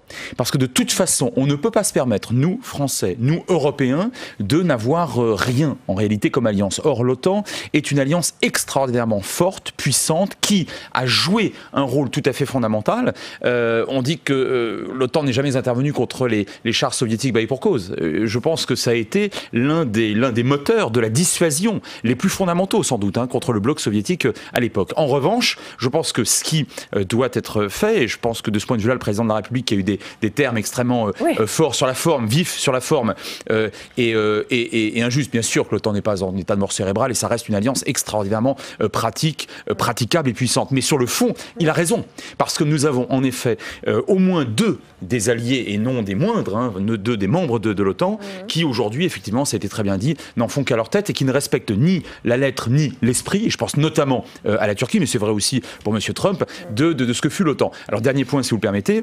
l'objectif. L'URSS, ça n'aura échappé à personne, n'existe plus, et depuis un certain temps. Alors maintenant, les troupes de l'OTAN, elles ont crapahuté un petit peu dans le sud de l'Europe, beaucoup en Afghanistan. On hésite à les employer un petit peu ailleurs, mais dans quel cadre, face à quel ennemi? Et lorsque Jean-Yves Le Drian parle à juste titre de l'ennemi principal, en tout cas de la France, et bien sûr les groupes terroristes, regardez ce qui s'est passé encore très récemment au Mali, seuls des soldats français tombent. Pourquoi? Parce que même si un certain nombre de nos alliés, d'ailleurs à la fois européens et otaniens, et là effectivement il y a une confusion, c'est un peu dit en même temps comme vous le disiez avec raison, sont avec nous en réalité au front, c'est-à-dire au feu en réalité, il n'y a que des Français dans cette région et ça pose réellement problème. Donc il y a des vrais réajustements à faire, Pierre Laurin? Oui, je suis entièrement d'accord avec ce qu'a dit M. Ancel. Simplement, je crois que effectivement, ce que disait Emmanuel Macron, ce n'était pas que l'OTAN en général était en état de mort cérébrale. Il a bien distingué dans son interview le volet militaire qui fonctionne et qui fonctionne très bien et le volet politique qui ne fonctionne pas du tout. Et c'est surtout sur ce volet-là qu'il y a des choses à voir. Et principalement, quel est le but, la finalité de l'OTAN? À quoi elle sert aujourd'hui? Elle sert effectivement, c'est un système d'alliance, mais à la limite, est-ce que nous avons réellement des ennemis? Il faut les chercher pour les trouver. On a essayé de monter la Russie en ennemi. Finalement, c'est un bien piètre ennemi. Le budget global de l'Alliance Atlantique, c'est plus de 1000 milliards de dollars, beaucoup plus de 1000 milliards de dollars. Le budget de la Russie, c'est à peine entre 50 et 60 milliards, c'est-à-dire un tout petit peu plus que la France. On ne peut pas dire que ce soit un ennemi irréductible. En tout cas, ce qui est important, c'est que personne aujourd'hui, au sein de l'OTAN, n'est disposé à s'engager sur des aventures en tant qu'OTAN, sur des aventures contre le terrorisme. L'exemple, ce qui s'est passé en Afghanistan, a suffi à tout le monde. Ils ne vont pas recommencer. En revanche, des coups de main, on fournit quelques hélicoptères à la France, les Allemands, d'autres pays, ça éventuellement.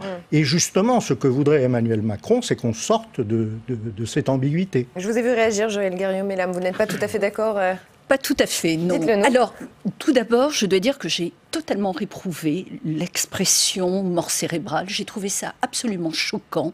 Si vous voulez, pour moi et vis-à-vis de nos alliés étrangers, c'est un exemple de plus de cette arrogance française que l'on nous reproche.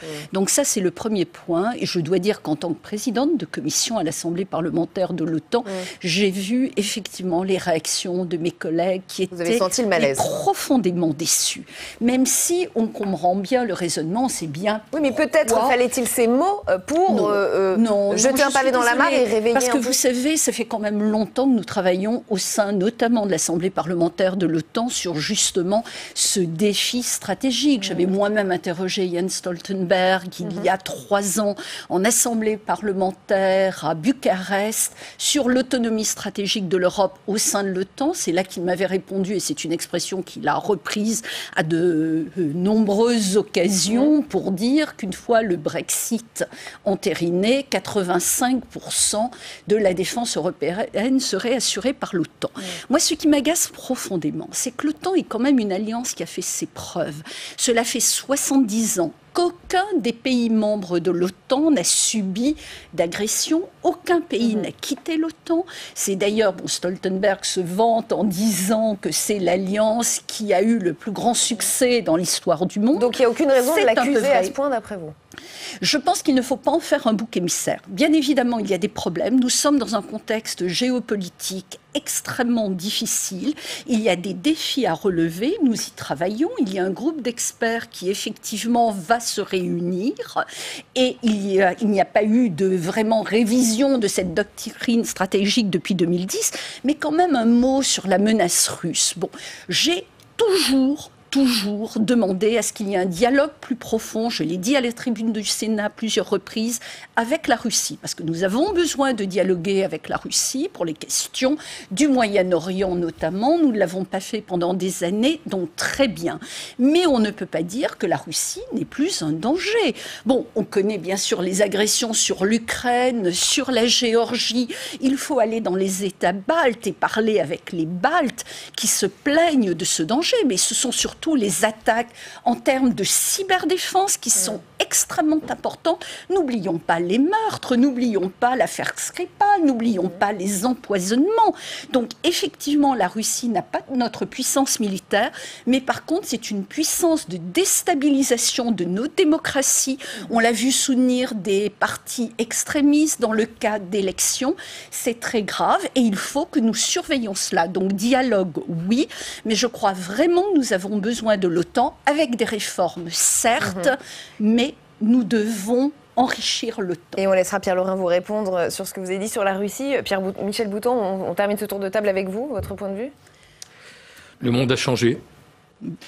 Lorsque l'OTAN est créée quelques années après la fin de la Seconde Guerre mondiale, les États-Unis exercent une espèce de suprématie sur le monde. Ils souhaitent que l'Europe occidentale, qui est coupée du reste de l'Europe par le rideau de fer, devienne une force regroupée au sein de cette OTAN. C'est d'abord une volonté économique de la part des États-Unis.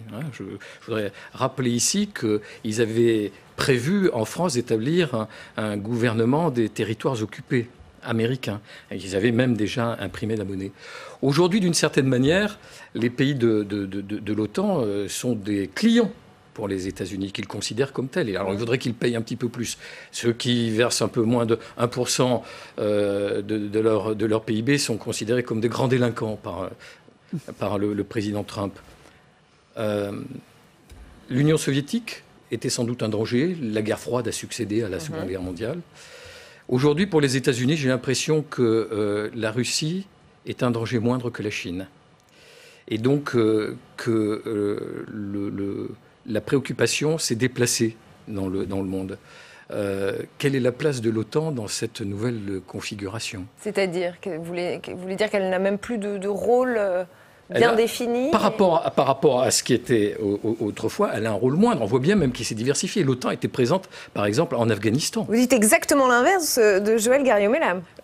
Peut-être, mais nous ne partageons pas non plus tout à fait la même philosophie, ni les mêmes idées politiques. L'OTAN doit se réformer. Il y a une réflexion prospective qui a été proposée par Stoltenberg à l'occasion des 70 ans de l'OTAN. Je crois que c'est devenu indispensable. Quand on voit des alliés comme les Turcs qui ont acheté de l'armement à ceux qui étaient, il y a peu de temps encore, l'adversaire potentiel de l'OTAN, le S-400. Quand on voit qu'ils sont intervenus dans le nord-est de la Syrie, alors qu'il y a des troupes occidentales qui sont pas très loin, qui se sont battues contre Daesh, que la Turquie mène parfois un double jeu en matière économique, en traitant ou en ayant traité avec l'État islamique.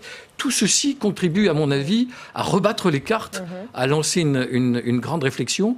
Qu'est-ce que l'OTAN aujourd'hui ? Parce qu'il n'est plus du tout dans la même position. Mais est-il seulement possible de se mettre d'accord sur l'ennemi commun, sur la refonte de cette organisation? Est-ce que c'est possible? Alors, pour les Baltes, comme le disait Joël Garriaud-Mellam tout à l'heure, ou pour les Polonais, ou pour les Bulgares, ou pour les Roumains, ou pour les Slovaques, ou pour les Tchèques, celui qui fait peur, c'est le Russe, d'abord. Pour beaucoup d'autres pays, c'est la Chine. Bien. Et on voit bien aujourd'hui, le développement tentaculaire de la Chine à travers la planète, à travers les nouveaux chemins de la soie, qui sont à la fois,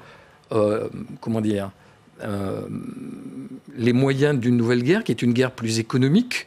Vous avez rappelé tout à l'heure que je siégeais à la délégation parlementaire au renseignement. Jamais on a vu l'activité des services de renseignement d'un certain nombre de pays dans le monde. Alors, je vais les citer parce qu'ils sont quand même connus. Vous avez la Russie, vous avez la Chine, vous avez l'Iran en particulier. C'est vraiment le trio de tête. Et qui se livre effectivement à une tentative de déstabilisation de l'Occident, du modèle occidental, comme le font d'ailleurs les terroristes islamistes, qui se livrent à cette même...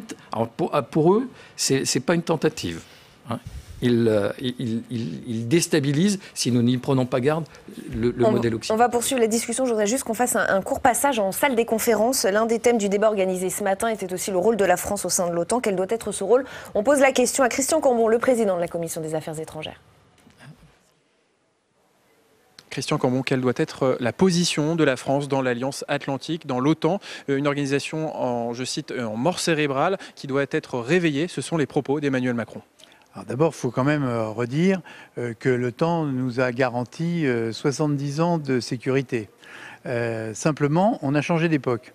Et je pense quelque part que la prise de position du président de la République, qui a été assez vive dans la forme, a permis de prendre conscience que les temps avaient changé, que les menaces se sont modifiées. Et donc, alors même que la France porte une part importante de la responsabilité de la sécurité en Europe, notamment à cause de ce que nous faisons au Sahel, je crois qu'il est bon que l'OTAN réfléchisse aux nouvelles menaces. Regarde, je prends juste un exemple. Est-ce que la Turquie et la France et l'Allemagne ont la même définition du terrorisme? C'est une bonne question. Or, nous sommes tous les deux partenaires de l'OTAN. Alors, ce petit aiguillon d'Emmanuel Macron, est-ce qu'il va faire vraiment bouger les lignes des États-Unis, de la Turquie? Je pense qu'après la phase d'irritation naturelle, parce qu'on n'aime jamais être critiqué par ses alliés, je pense que ça peut avoir un effet positif. Il y a déjà un groupe de travail sur la refondation de l'OTAN. Et les idées que nous partageons, je veux dire qu'il y a un consensus en France pour cela, à l'exception de nos collègues communistes, c'est que l'OTAN doit continuer bien sûr à exister et elle doit se fonder sur deux pieds. De chaque côté de l'Atlantique, il y a un pôle américain qui est très important et l'Amérique joue son rôle. Et il faut qu'en Europe, les Européens prennent aussi la mesure de leur défense, de la défense de l'Europe, et que nous en prenions les mesures sur l'armement et sur la constitution de plans communs pour faire face à n'importe quelle menace, mais surtout les menaces du Sud. Si les divergences avec la Turquie persistent, notamment sur la Syrie, je rappelle que la Turquie achète des armes russes, qu'est-ce qu'il faut faire? Il faut militer pour une exclusion de la Turquie de l'OTAN? C'est du reste plutôt d'abord à la Turquie de dire ce qu'elle veut, parce que c'est elle qui a choisi des comportements qui ne sont pas totalement conformes aux engagements de l'Alliance. Mais je pense que nous avons aussi, malgré tout, besoin de la Turquie, qui est la pointe la plus avancée à l'Est. Donc je pense qu'il faut déjà s'expliquer, il faut dialoguer. Vous savez, nous, ici, c'est le dialogue en permanence. Donc on peut dialoguer avec les Turcs, que nous recevons du reste régulièrement. Et il faut leur faire prendre conscience aussi des dangers qu'ils courraient, eux, à s'exposer seuls en dehors de l'Alliance Atlantique. Très bien. Merci beaucoup, Christian Cambon, pour vos explications. Merci, Alexandre. Une réaction, Frédéric Ancel? La France a un rôle très particulier à jouer, pour deux raisons. D'abord parce que les Anglais s'en vont. Et pas de l'OTAN, mais de l'Union européenne. Mais dans le cadre de l'OTAN, jusqu'à présent, en tout cas, ils avaient été très suivistes vis-à-vis des Américains. Ça risque d'ailleurs de changer. Mais enfin, en tout cas, pour l'instant, c'est encore le cas. Et la seule grande moyenne puissance qui demeure au sein de l'Union européenne, c'est la France. Et les Allemands ne nous suivent pas. Et les Allemands ne nous suivront pas pendant encore très longtemps. Pour l'instant, l'opinion publique est extrêmement pacifiste. Elle ne souhaite pas procéder à des opérations extérieures. On l'a vu à maintes reprises. Une fois, ils l'ont fait en Afghanistan. Ça s'est très mal passé il y a quelques années. Et depuis, regardez ce qui se passe encore une fois au Mali. Ils nous suivent sur des questions très logistiques et liées à l'intendance. Mais en tout cas, ils ne vont pas au front. Ça, c'est le premier point. Le deuxième point, il y a un volet technologique et de haute technologie. Regardez ce qui se passe avec l'affaire Thales. Thales a été mandaté, enfin la France d'ailleurs a reçu le seul dossier de high-tech, notamment un programme de surveillance aérienne, et on a une dizaine d'années de retard. On a 1,5 ou 6 milliards d'euros de gouffres, et si ça continue comme ça, les autres ne nous feront plus confiance. Autrement dit, sur le plan du high-tech, et pas seulement sur le plan politique, la France a un rôle à jouer, à condition que son outil de défense soit, j'allais dire, à la hauteur. Ce qui d'ailleurs pose aussi la question de l'autonomie de notre outil de défense, à la fois vis-à-vis des pouvoirs publics et de Bruxelles, parce qu'encore une fois, la plupart des pays ne nous suivent pas sur tout ce qui est à nos yeux la priorité. Tout à l'heure, vous évoquiez les pays d'Europe orientale, d'ailleurs je crois que vous les avez tous très bien cités. Eux voient la Russie comme étant et verront la Russie, se représenteront la Russie. C'est surjoué ou c'est pas surjoué, ça leur appartient. Et historiquement, ils n'ont pas forcément toujours tort, comme l'ennemi principal. Pour nous autres, en Europe de l'Ouest et en France en particulier, bien évidemment, c'est le djihadisme. Et là aussi, je vous rejoins, la pénétration de la Chine. Mais alors attention, avec une nuance, parce que la Chine, pour l'instant, prend bien soin de mener une guerre de type économique, renseignement sans doute aussi, cyber, elle est en train de s'y mettre, c'est exact. Or, l'OTAN, jusqu'à présent, c'est du militaire hardcore, en quelque sorte. Pardon pour ça. Oui, c'est une logique, c'est-à-dire que c'est vraiment une alliance de type strictement militaire au sens lourd et traditionnel du terme. Et donc, je pense que de ce point de vue-là aussi, on a un besoin impérieux de se réformer, de se réformer, et notamment sur le plan, je le répète, c'est très important, du high-tech et des programmes qu'on nous confie. Une France, un pilier de cette OTAN, vous êtes d'accord ? Absolument. Et je dois dire que je suis très agacée quand j'entends toutes ces voix qui s'élèvent pour demander le retrait, on essaie de prendre des accents gaulliens pour cela. Mais en fait, c'est une erreur d'analyse totale, parce que la France a un rôle considérable à jouer au sein de l'OTAN, parce que nous sommes véritablement les leaders. Et de plus en plus, certes, les États-Unis ont été très dominants pendant très longtemps, mais c'est en train de changer au profit de la France. Et nous sommes en train justement de rééquilibrer cette stratégie pour faire prendre conscience aux alliés du danger, pas seulement de la Chine, mais aussi de ce qui se passe au sud de l'Europe, et du djihadisme, du terrorisme. Et c'est vrai que nous avons besoin de beaucoup plus de solidarité. Nous avons beaucoup plus besoin d'investissement, d'un véritable investissement. C'est vrai qu'au niveau du PIB, très peu de pays ont accepté cette demande des 2% formulée en 2006. Même nous sommes extrêmement limites, mais l'Allemagne est loin derrière, ce qui est quand même assez inacceptable.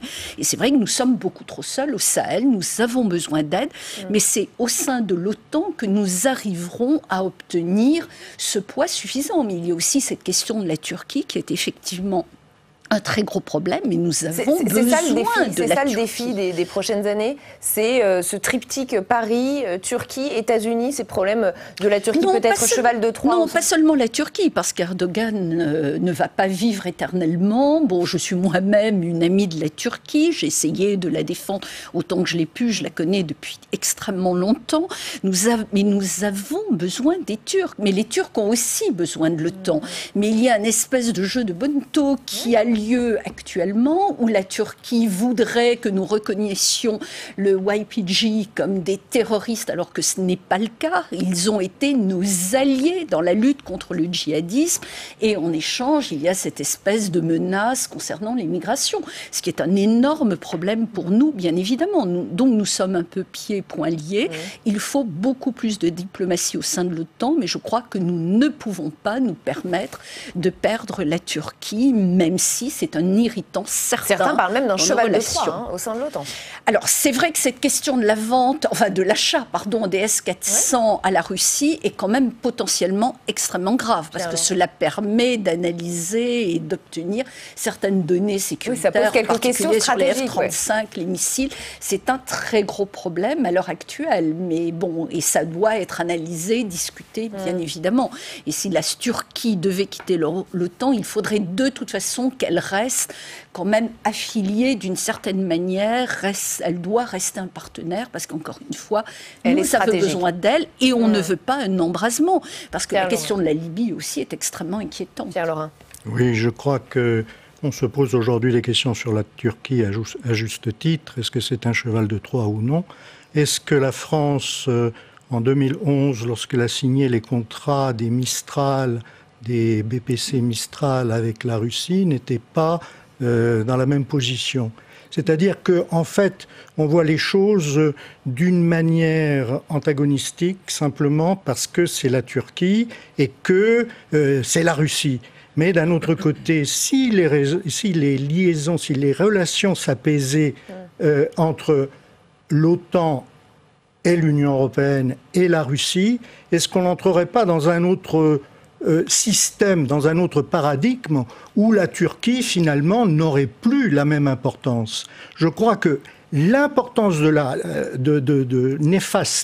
puissance néfaste de la Turquie aujourd'hui, ce n'est pas les S-400, c'est ce qu'ils font dans le nord de la Syrie, parce que là, il y a un risque potentiel de débordement. On a tort, pour qu'on comprenne bien, qu'on a tort de se méfier à ce point de la Russie, c'est ça que vous nous dites? Je crois que lorsque, en 2008, il y a eu la crise géorgienne, le président Sarkozy a servi de médiateur, les choses se sont calmées.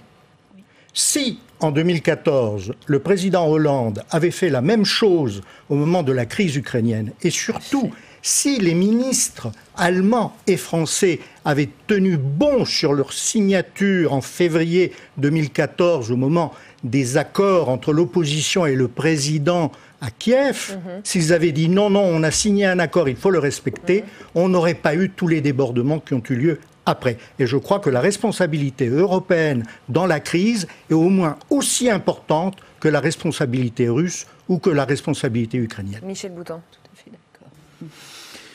Oh là, ça vous laisse... J'entends tout ça avec intérêt, mais je crois qu'il ne faut pas se focaliser simplement sur la Turquie. C'est vrai que géographiquement, elle tient les détroits, notamment ceux qui sortent de la... Et puis elle est ambiguë depuis quelques mois.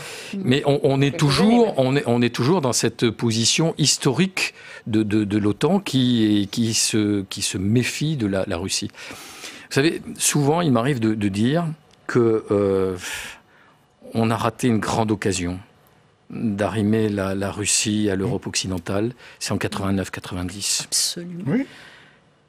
Sans doute n'en serions-nous pas là aujourd'hui.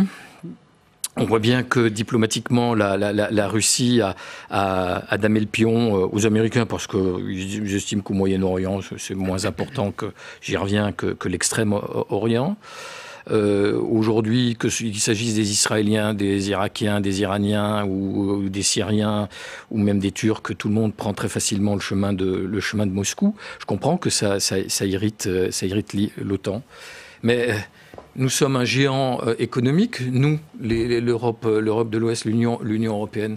Mais politiquement, une fois de plus, on fait le constat de notre faiblesse et de notre incapacité à nous organiser. Alors, pour revenir sur la question de la défense, Michel Boutan, je vous avertis. Je vais essayer de faire très vite. De la défense européenne, des pays comme les Tchèques et les Slovaques ou comme les Polonais, qui ont vu comment on les a abandonnés en 1938 et 1939. Ils ne nous font pas confiance aujourd'hui. Ils ne font pas confiance aux Anglais, ils ne font pas confiance aux Français, ils font confiance aux Américains, ils font confiance à l'OTAN, mais pas... On va avoir du mal, nous, à organiser une défense européenne. Alors, ce que disait ce matin André Vallini, en parlant d'européanisation de l'OTAN, je crois que c'est une bonne formule. C'est peut-être un chemin sur lequel nous devons nous engager. Frédéric Ancel ? Oui, c'est juste. André Vallini a raison. Il faut européaniser l'OTAN, notamment parce que M. Trump risque fort d'être réélu. Les Américains, bien sûr, sont souverains, feront ce qu'ils voudront. Mais s'il devait s'avérer qu'il y avait une tendance lourde à abandonner de plus en plus l'Europe à son sort de la part des Américains, il faudra en tenir compte. Et ce serait pour le coup un défi très constructif pour nous. Oui, ça me fait penser à cette phrase de Bruno Cotresse que j'ai relevée, qui parle de l'imprévisibilité de Trump. Il nous dit « On ne peut pas exclure le scénario d'un Trump réélu qui déciderait du jour au lendemain, par un tweet, pourquoi pas, de se retirer de l'OTAN. Ce serait un coup extrêmement fort, peut-être fatal pour cette organisation. » Pour l'organisation, sans doute, mais certainement pas pour des pays qui cherchent cela. Notamment la Pologne et les Pays-Bas cherchent en réalité en B2B, en quelque sorte, uniquement avec les Américains, en bilatéral, à avoir une relation d'alliance extrêmement forte, comme celle qui existait effectivement et qu'on nous avons trahi en 1938 avec la Tchécoslovaquie et avec la Pologne en 1939. Et de ce point de vue-là, oui, évidemment, là, l'OTAN prendrait un sérieux coup. C'est la raison pour laquelle, oui, bien sûr, il faut européaniser l'OTAN, bien sûr. Pierre Laurin ? Oui, je reviens un tout petit peu sur, effectivement, l'occasion perdue en 89 et 90. À ce moment-là, j'ai travaillé avec Gorbatchev sur la traduction de ses mémoires.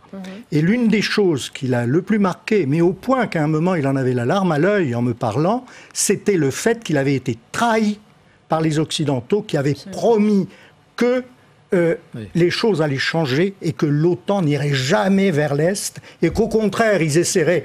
D'ailleurs, ils ont essayé de le faire par le partenariat pour la paix.